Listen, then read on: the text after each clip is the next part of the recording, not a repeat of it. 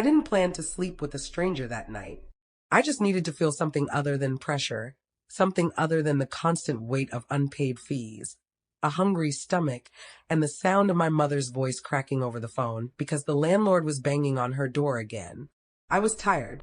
Tired of being the responsible daughter, the loyal friend, the girl who kept saying, "I'm fine," when nothing was. So I did what I'd never done before. I left campus, took a bus to Lekki, walked into a rooftop lounge I had no business entering, and sat at the bar like I belonged. That's where I saw him. He wasn't loud. He wasn't flexing like the other men. No gold chains, no popping bottles, no fake accent. Just a black shirt rolled up at the sleeves, one drink in front of him, and a silence that felt intentional. When our eyes met, I didn't feel hunted. I felt, noticed, like he was seeing past my makeup and my too tight dress, past the borrowed heels and the panic I was trying to bury. When he spoke, it wasn't a line. It was a question that didn't ask for my body. It asked for my truth. And I gave it. Not all of it, of course. Just enough to feel human again. I didn't expect to end up in his bed. I didn't expect the morning after to come with tea, silence, and a contract that would change my life. Welcome to Luxurious Echoes. Make sure you like and subscribe. Let's get into the story. I used to think being responsible would save me. That if I stayed out of trouble, kept my grades up, minded my business, and never chased shortcuts, life would somehow reward me. But Lagos doesn't care about your discipline. Lagos eats the good girl first, then spits her out with receipts and reminders. By the time I hit my final year at UNILAG, I was broke in ways I couldn't say out loud. Rent was overdue, my school fees were dangling on some distant hope, and my mother's last call had ended in tears, hers and mine. I was rationing into me by the half-pack, selling my old clothes to classmates, and borrowing textbooks with trembling hands. Every morning I woke up with my chest tight, not from illness, but from calculations, what to cut, who to lie to, how to make it to the next hour without collapsing. Sleep became a luxury, hunger a companion, and shame was stitched into everything I wore, even when I tried to look put together. I wasn't just tired, I was unraveling, and no one around me noticed because I'd become too good at pretending. That night, it wasn't a decision as much as it was a breaking point. A friend of mine, Chioma, invited me to a rooftop lounge in Lekki. "Just come and breathe small," she said. "One night won't kill you." I almost said no, but I was tired of saying no to everything, no to fun, no to help, no to softness. I didn't even have money for Bolt, but Chioma sent a ride and said she'd cover the first drink. I wore my least faded dress and the one pair of heels that hadn't completely betrayed me yet. As we drove past Third Mainland Bridge, the air shifted, like I was leaving the part of Lagos where people begged to live and entering the part where people lived like life owed them ease. The lounge smelled like perfume I couldn't afford and possibility I didn't believe in. People laughed like their rent was already paid. The ocean breeze flirted with my scarf. And for a second, I allowed myself to be a girl, not a burden, not a hustler, not a daughter carrying her mother's disappointment like a purse. Just a girl. I didn't know then that this night would rearrange my life. That one conversation would burn everything I thought I knew about myself. All I knew was I needed to feel something other than panic, even if it meant doing something reckless. From the moment I walked into the rooftop lounge, I knew I didn't belong. Everything gleamed, glass tables, gold lighting, even the laughter. The women had lashes that could sweep you off your feet, and heels that made no sound on tiled floors. The men didn't need to shout to be noticed. They had presence, the kind that came with black cards, power, and expensive indifference. I sat beside Chioma and tried to shrink myself. My dress suddenly felt cheap. My smile uncertain. I watched people dance, sip, flirt, and pretend like their lives weren't fragile. And then I saw him. He wasn't like the rest. He sat near the edge, facing the ocean, with a glass of water in front of him like he was daring Lagos to judge him for not ordering champagne. He wore a black shirt, sleeves rolled, no jewelry, no loud logo. He wasn't handsome in the conventional way. He was composed. Still, like someone who didn't perform wealth because he didn't need to. Our eyes met once, then again, and the second time he nodded, just once, like an invitation that wasn't desperate. I don't know what possessed me, but I stood and walked over. His voice was calm, low. "You look like you have 1,000 thoughts in your head," he said. I chuckled awkwardly, not sure what to say. I lied. I told him I was just bored, that my life was fine, that I was just taking a break from studying law. I didn't tell him my rent was 2 months overdue. I didn't tell him my mother had stopped asking for help because my silence had become answer enough. He listened like I was important. Not once did he scan my body the way other men did. Not once did he interrupt. We talked about the water, about Legos, about how noise can live in your chest even when everything is quiet. And somewhere between the second glass of Chapman and a shared silence that didn't need filling, I felt myself relax. Not because I trusted him, but because for once I wasn't performing. I wasn't trying to impress or convince or beg. I was just existing. "Want to go somewhere quieter?" he asked. And I should have said no. But I was tired of saying no. I was tired of being the girl who calculated everything. That night, I just wanted to feel. So I said yes. His apartment didn't smell like cologne or pride. It smelled like clean floors and quiet. As we stepped into the elevator, I kept waiting for the moment he would become like the others. But he didn't. He didn't touch me without asking. He didn't try to impress me with his wealth. He didn't ask for selfies or numbers. Instead, he offered me tea. Imagine tea at 11 p.m. in a city where men your mother warned you about always have intentions before introductions. I sat at the edge of his couch, legs crossed, bag still clutched to my side like a shield. He noticed. "You can relax," he said, "or you can leave. I'm not here to trap you." It felt disarming, the way he gave me back control before I even realized I had lost it. We talked more. I told him about a book I once loved, but never finished because life got too loud. He told me about a city he once lived in where silence wasn't suspicious. There was no agenda, no rush, and somehow that made it more dangerous, because when someone doesn't pressure you, your guard drops on its own. When I kissed him, it wasn't out of lust. It was out of ache. I was aching to feel something that wasn't fear, exhaustion, or guilt. I was aching to feel held without being judged. So I leaned in and he let me. The night unfolded like a confession. My hand shook. My body wasn't confident. I told him I'd never done this before, and he paused, like he was about to pull away. But I didn't want him to. I needed this moment. Not as validation, not as rebellion, but as release. Afterward, I lay still, staring at the ceiling, waiting for regret to climb into bed with me. It didn't take long. The room felt cold. My chest tightened. What had I done? I stood up before the sun could catch me in the act of shame. I pulled on my dress, reached for my heels. He didn't stop me. He just watched, then walked to the table, picked up a folder, and said, "Before you go, read this." I hesitated at the door, one hand on the knob, the other gripping my shoes like a thief caught mid-escape. "I'm not trying to trap you," he said again. His tone hadn't changed from the night before, measured, respectful, unreadable. I opened the folder expecting something ridiculous, money for silence, or worse, some sick proof of conquest. What I found instead was a printed contract, stamped and bound like it had gone through proper legal channels. The pages detailed a 6-month offer, salary, responsibilities, expectations. He needed a discreet personal assistant and research aid. The salary made me blink twice. The bonus for confidentiality made me sweat. But what stopped me cold was the clause on boundaries. No romantic or sexual expectations. Complete agency. Exit clause valid at any time. Who was this man?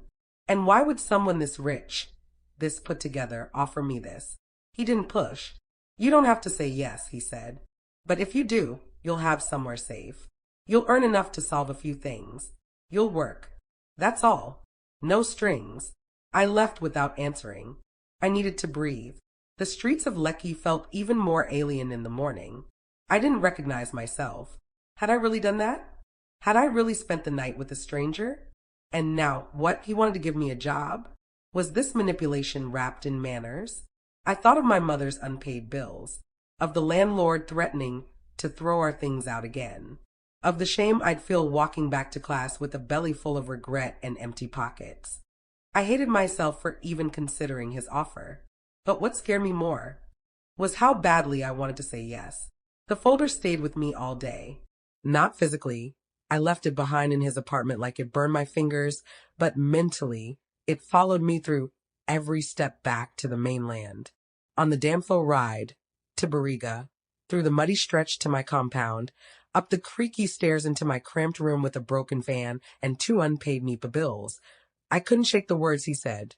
Take time. No pressure. That was the part that confused me the most. Men like him, the rich Lagos kind, don't usually deal in patience. They deal in power. But this one didn't offer me money for silence, or an Uber card for being nice. He offered me structure, a job, a legal role, an opportunity one had neither asked for nor expected. That folder was like a mirror reflecting 2 truths at once. The shame of what I did last night, and the possibility that maybe, just maybe, I was more than a mistake to him. And I hated how badly I wanted to believe the second part. I spent the evening pacing, head pounding, wondering if I was walking into a trap disguised as kindness. But when you're broke, tired, and watching your world collapse, sometimes a trap still feels like a bed. The contract wasn't short. It had real formatting, clauses, fine print, and official letterhead. I remembered every line because I later begged a law student in my hostel block to help me read it without asking too many questions. It offered a 6-month position as a personal research assistant under a private foundation linked to his name, which I finally learned was Obiora Nwosu. There was no intimacy clause. In fact, the contract explicitly prohibited any form of romantic or sexual involvement during the working relationship, something that felt too neat to be real. There was an exit clause, allowing me to walk away at any time without legal consequence, and a non-disclosure clause that bound me from discussing the nature of the work or his identity with anyone. I sat with that folder in my lap that night while the rest of the compound slept. The ceiling fan creaked above me. A rat scurried near my plastic shelf. My phone battery was dead, and my bank balance showed 204. I had no data, no peace, no plan. The folder, in that moment, felt like something close to oxygen. And it scared me how quickly my pride wanted to die just to breathe. The next morning, desperation hit different. I woke up to a loud bang on the compound gate, our landlord again, shouting threats about padlocking the building. My neighbor's baby was crying. The heat was unbearable. I didn't even have Gary to soak. I opened my phone with my last trickle of battery, only to see 5 missed calls from my younger brother in Benin. I called back, knowing the pattern. "Mama's sugar is finished," he said quietly. It meant her diabetes meds were out again. My stomach twisted. I had 204, a hungry mother, and no strength left to pretend that dignity was feeding me. I threw on a scarf, grabbed my bag, and made my way to a nearby cafe with free Wi-Fi, hoping the manager wouldn't chase me off. I emailed him. No long message. Just, "Can we meet to talk about the offer?" He replied within 10 minutes, asking me to pick the location. That was the first time it hit me. He wasn't trying to corner me. He was actually giving me control. We met at a quiet coffee shop in Suralere, far from the glitz of Victoria Island. He wore a simple white shirt and gray slacks, no guards, no pretense. I came armed with questions. I grilled him. Why me? Why a contract? Why not just move on? He answered everything without flinching. He said he had seen something in me that night. Intelligence, clarity, a kind of grounded presence he needed around him for what was coming. His company was navigating a scandal involving false NGO claims, and he didn't trust anyone in his circle. He wanted someone who had nothing to gain from his world and everything to prove in her own. He thought I could be that person. I still didn't believe him completely. So I pushed harder. "What if I say no?" I asked. He shrugged. "Then I'll respect that. You're not a transaction to me, and I don't want you to feel like one." The funny thing is, his lack of pressure made me more nervous than if he'd pushed.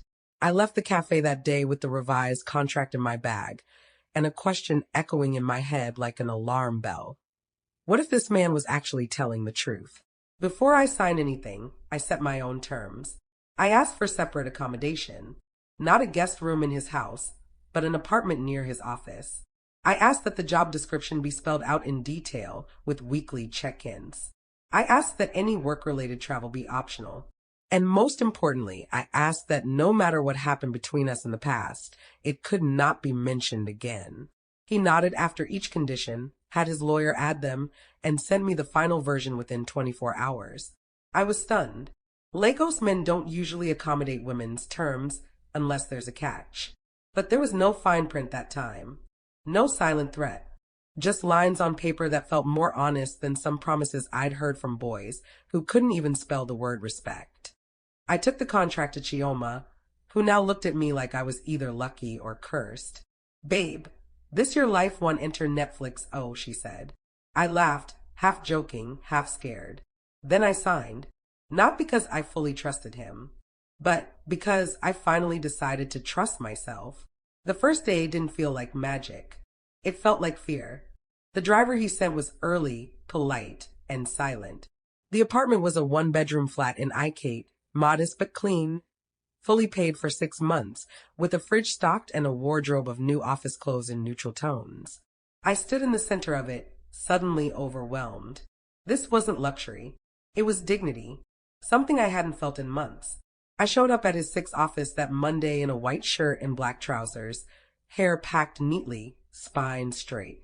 People looked at me like I was decoration until I opened my mouth. I took notes, asked smart questions, flagged a gap in a budget report by lunch. He said nothing until the day ended, then texted, "You were brilliant today. Let's keep it that way." No emojis, no flirting, just business. It was then I realized I was in something real, and I had just stepped into a new version of my life where survival didn't require selling myself short. Victoria Island doesn't smile at girls like me. It stares, it measures, it whispers in expensive accents and makes you feel like you're wearing poverty, no matter how well you dress. The first week on the job taught me that my biggest challenge wasn't the work, it was how invisible I was expected to be. His partners called me his little secretary and never looked me in the eye. The women glanced at me like they already had a tab open in their minds titled Side Chick. But I kept my head down and did the work. I typed fast. I listened faster. I stayed late without complaint. I combed through reports and found mistakes even the senior auditors missed. Still, the looks didn't stop. One woman from PR actually touched my blouse and said, "You'd be so pretty if you learned how to." Soften. I smiled without smiling. If they were going to reduce me to scenery, fine. I'd be the most efficient, unforgettable background they'd ever see. But even he noticed the tension.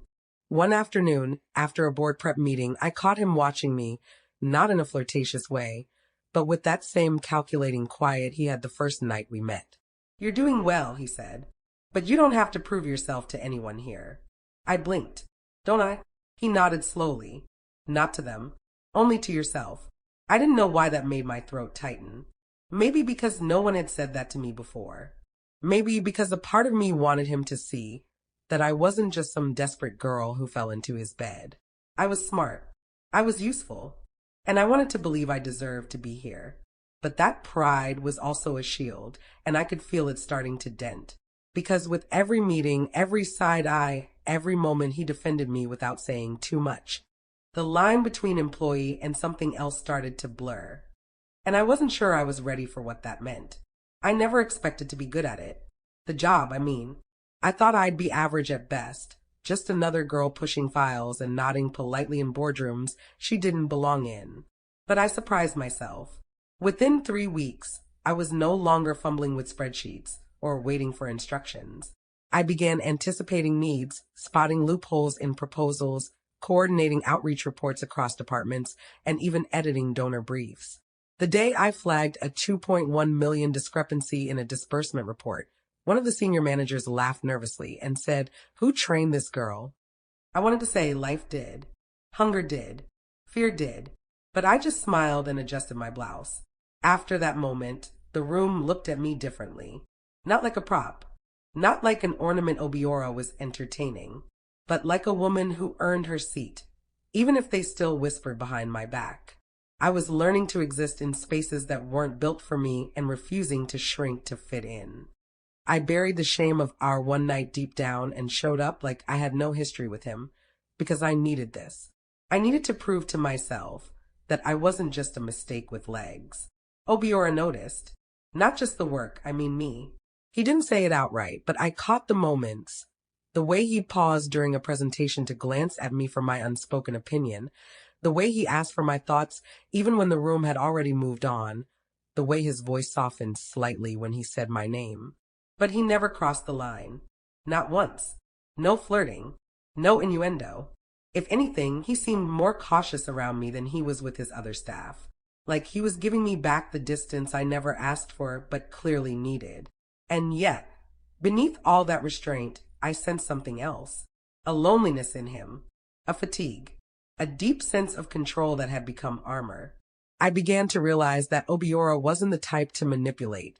He was the type to disappear into his work until there was nothing left of him to hurt. And that scared me more than any Lagos predator could. Because this wasn't a man trying to use me. This was a man trying not to feel. And I, against all my better judgment, was starting to feel things I had no business feeling for the man who saw me naked before he knew my last name. When he told me I'd be accompanying him to an exclusive charity gala in Ikoyi, my stomach dropped. "You'll be listed as my aide," he said, flipping through his planner like he wasn't detonating a bomb in my already fragile self-esteem. "There'll be press, but you're not a story. You're staff." I nodded like I understood, but inside I was spiraling. How could I stand beside him in a room full of Lagos elite without crumbling under the weight of their stares? How could I walk into a ballroom with people whose perfume cost more than my rent, knowing some of them would see my brown skin and background and decide I was only there to warm his bed? I almost pulled out, almost called in sick. But Chioma sat me down and said, "If you don't start showing up like you belong, they'll keep treating you like you don't." I hated how much I needed that reminder. I wore the black jumpsuit Obiora's stylist had picked out, modest but clean, and tied my hair into a low bun. I didn't feel expensive, but I felt prepared. At least, until the cameras started flashing. The event was sleek, sharp, terrifying. Obiora greeted CEOs like cousins and spoke in calm, weighted sentences that made people lean in. I stood beside him, smiling when introduced, making mental notes of names, shaking hands that lingered too long. People asked, "Are you the new PA?" Like the word PA came with implied quotation marks. One woman in a red satin dress gave me a once-over and said, "Oh, you're the one we've heard about." I smiled and replied, "Then I hope what you heard included my efficiency with logistics and last-minute crisis management." Her laugh was shallow, but Obiora's eyes flicked to mine with a rare gleam of respect. He didn't hold my hand or touch my back.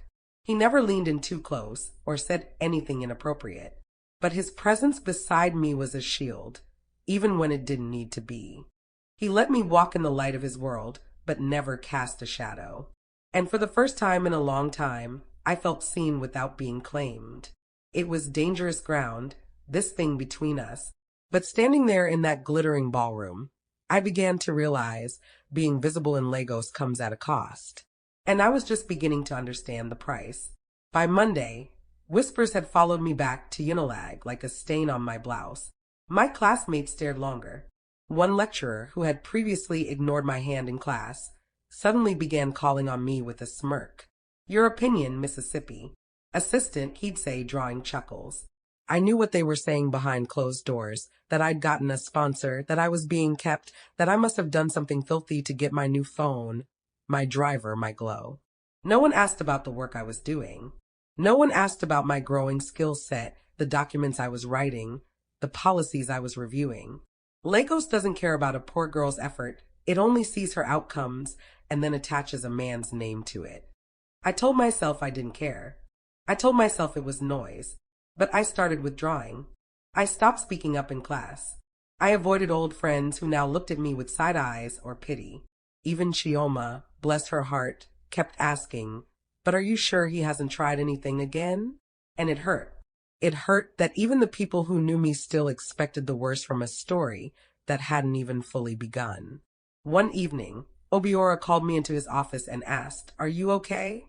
I wanted to lie. I wanted to say I'm fine. Everything's under control.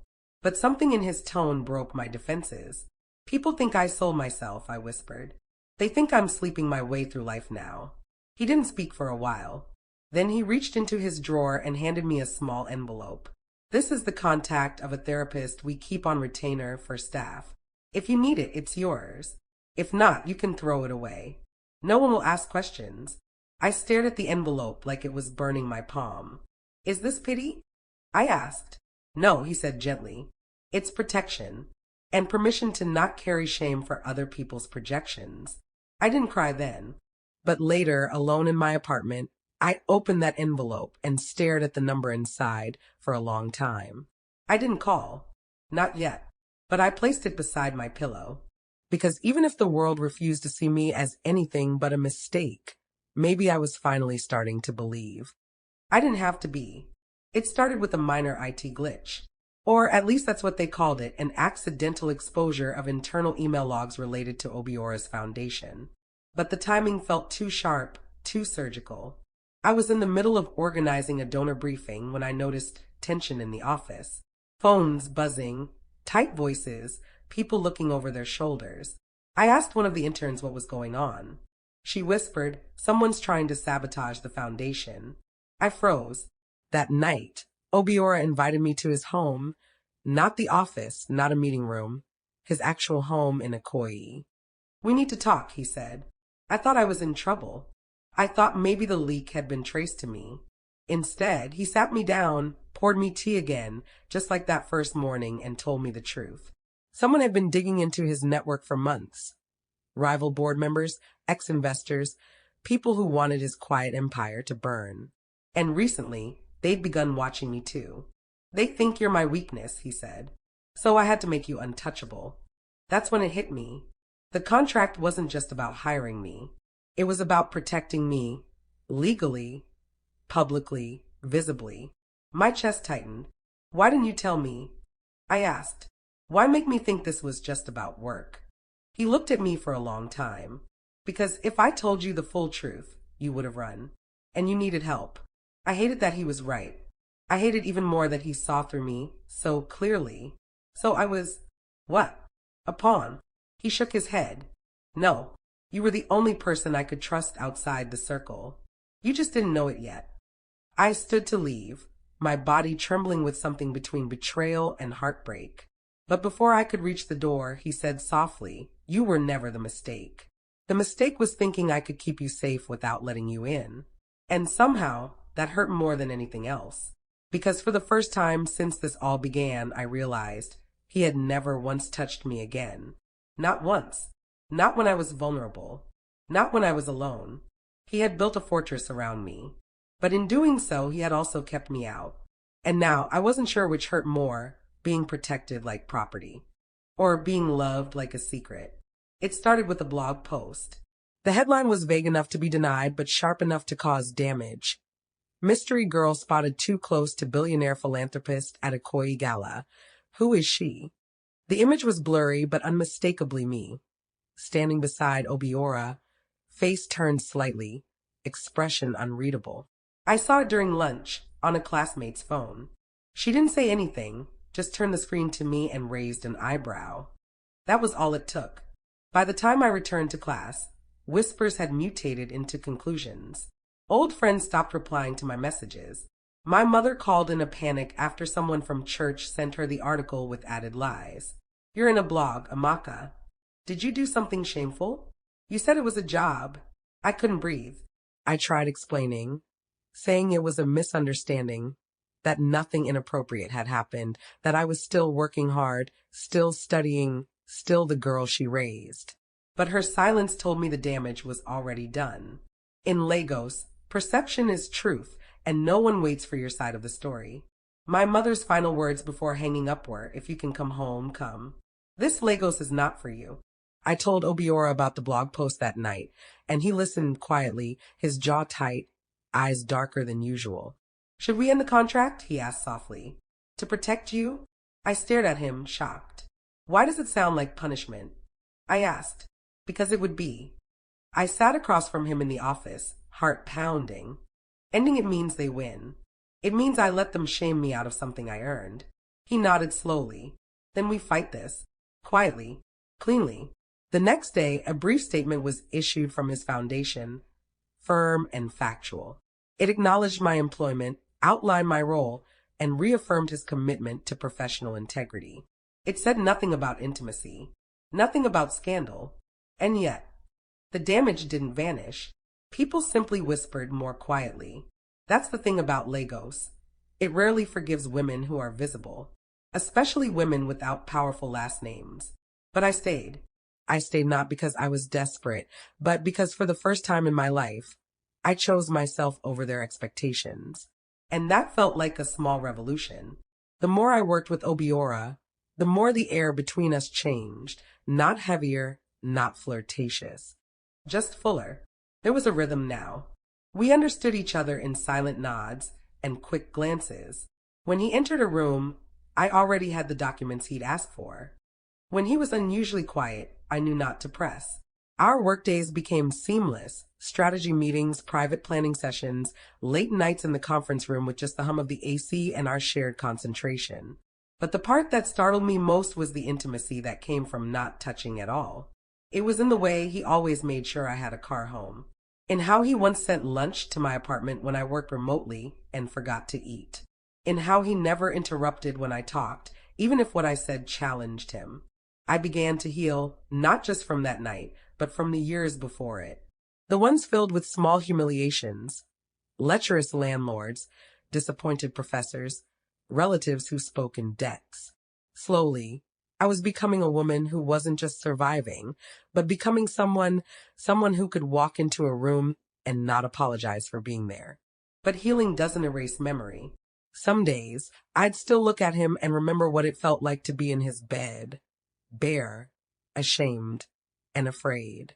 Not because of anything he did, but because of who I was then. That night still hung over me like unfinished business. We never spoke of it, never hinted, never lingered too long in rooms alone. And maybe that was how it had to be. He was giving me the space I needed, and I was using it to rebuild my own identity outside him, outside the blog stories, outside shame. The truth is, we worked well together. Too well. And that scared me more than gossip blogs ever could. Because for the first time, I wasn't afraid of being used. I was afraid of wanting more. And I didn't know if wanting more made me weak or just human. Either way, I buried the feeling under proposals, schedules, and perfectly prepared reports. Love could wait. For now, I was still learning how to look in the mirror and not see a girl trying to outrun her own reflection. I should have seen it coming. There had been murmurs, small tensions in the office, strange looks from one of the senior partners, encrypted emails that didn't feel quite right. But I ignored it all, thinking I was just being paranoid. Then, one Friday morning, the explosion came. An anonymous email was sent to the board, accusing me of accessing confidential donor data and leaking it to competitors. The evidence was manufactured, screenshots, login timestamps, all carefully timed to implicate me. My badge was suspended, my laptop seized. HR called me in for an urgent investigation. And in that cold, glass-walled room, as they read out accusations I knew were false, I felt naked again. Only this time I was fully clothed. Obiora wasn't there. He was in Abuja for a summit. The one person who could defend me was unreachable, and the people in front of me didn't care about my truth. They only cared about optics. I left the office shaking. When Obiora called later that night, I didn't pick up. I packed my things and left the apartment he paid for. I went back to the mainland, back to the heat, the noise, the cracked walls of my old room in Bariga. I didn't resign with a letter. I resigned with silence. I didn't want his money. I didn't want explanations. I didn't want pity. For the first time since this journey began, I felt disposable. And I couldn't survive another moment of being the easiest thing to sacrifice. What hurt the most wasn't that someone betrayed me. It was that Obiora didn't stop it. Maybe he was blindsided too. Maybe he didn't know. But silence, even well-intentioned, still wounds. My phone rang for 3 days. He sent texts, calm, respectful, concerned. Let's talk. Please don't disappear. I didn't authorize what happened, but I didn't respond. Because when the world turned on me, I needed more than a voice after the fact. I needed someone who would burn down the lie before it ever reached my name. And he didn't. So I disappeared. Not out of revenge, but because dignity, even cracked and bruised, was the only thing I still owned. Barika welcomed me back like a slap. Sharp, familiar, loud. The air was thicker, the ceilings lower, but somehow my chest felt freer. I woke up to shouting neighbors, rickety fans, and the scent of kerosene. I boiled water in a rusted kettle and washed my clothes by hand again. But this time I didn't feel broken. I felt returned, and that confused me, because I had lived better, slept softer, eaten finer. Yet, in this tight space where rats still competed for leftover crumbs, I felt in control again. Campus was worse. The whispers returned, meaner now. She chop and clean mouth. After all that, she still failed. I let them talk. I focused on school, finished my project paper, showed up to every class even when I wanted to disappear. I avoided Chioma, not out of pride, but because I didn't want to explain a pain she'd never fully understand. I didn't want sympathy. I wanted silence, and I earned it the hard way. Then one afternoon, while returning from a study group, a girl I barely knew stopped me at the library gate. I just wanted to say sorry, she said, for what they did to you. We heard. We know it wasn't you. I blinked. He made sure the truth came out, she added. Your name was cleared. Quietly, but cleared. I nodded, numb. Later that night, I searched online. Buried in the corner of a press release was a correction. The Foundation regrets any confusion caused by internal miscommunication. All allegations against Miss Amaka Nwokedi have been formally withdrawn. No headlines, no noise, just facts, hidden in silence, like most good things in Lagos. He hadn't called in weeks. He didn't demand a thank you. He didn't center himself. He just cleaned my name and stepped back. And somehow that act of quiet protection, unseen, uncelebrated, meant more than any apology could. Because maybe love doesn't always scream. Sometimes it whispers, I still see you. Even from a distance. It was a Saturday afternoon when I got his message. Short, careful. I'm sorry for the silence. I'd like to speak to you, somewhere neutral. No expectations. Just closure, if that's what you want. I read it 5 times before responding. We met at a small cafe tucked between Yaba and Sabo, the kind of place where no one wore suits and no one cared who you were. He looked tired, less polished, more human. No driver, no assistant, just him. I sat across from him, heart pounding so loud I could barely hear the traffic outside.